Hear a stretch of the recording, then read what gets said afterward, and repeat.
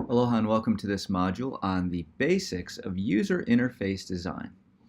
And for this module, when I say basics, I mean really the basics of one particular technology for constructing user interface elements, which is HTML and CSS. Of course, that's what all web applications are generally built upon.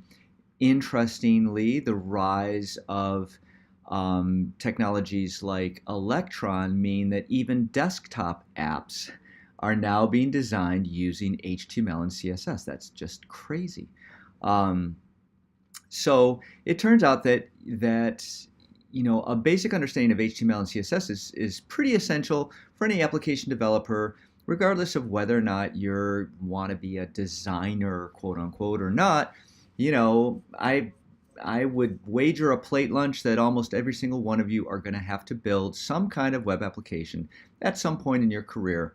And one of the goals of this class is for you to be able to build minimally reasonable user interfaces quickly that satisfy basic user interface conventions. So what we're going to do this week is go over HTML and CSS, those primitive building blocks.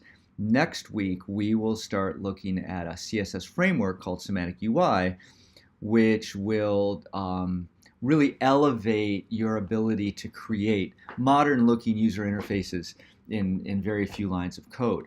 But to get there, you do have to understand HTML and CSS. So we're going to spend a week building really funky user interfaces that look like they were from 1995. And that's okay. Just a week of Throwback Thursday. That's okay. So for this week, I'd like you to go through this screencast on user interface design basics, kind of talk about that. And this week we'll also be starting to use git merge and git branch a great deal as a way of basically incrementally building up an assignment. So I have a little screencast that goes through that process. And once you get used to using branching and merging in Git and committing to GitHub, you'll never want to go back. It's just so awesome.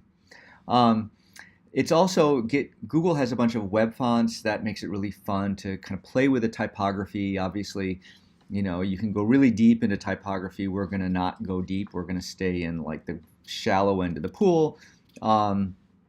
And indeed, there are references like real typographers who have said, hey, if you want to use different web fonts, one for title, one for text, here are some good combinations. So it's possible to design a nice looking page by just going there and having an expert actually tell you what looks good together.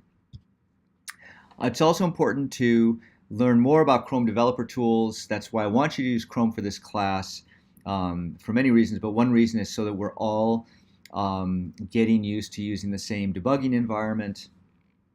Here's another little optional thing to get even better Chrome developer tools. And then there's this technology called Live Reload. I like to use it because it enables your page to be refreshed automatically when you make changes to the underlying source. Again, you don't really need it for this class, but it's there if you want to. Experiences. The big one is going to be this free code camp, which they say takes 5 hours. I say probably takes 3 to 4 hours. You probably should be able to go through it fairly fast. But you want to get on that right away because, as you can see, it's due just the second day of the module. And then we have these 3 practice WODs, Browser History 1, 2, and 3, that enable you to go through the basics of building a page. Even if you're comfortable with HTML and CSS, don't wait till the last minute for these, just in case they involve something that you haven't run across before. But all in all, I think this should be kind of a mellow week.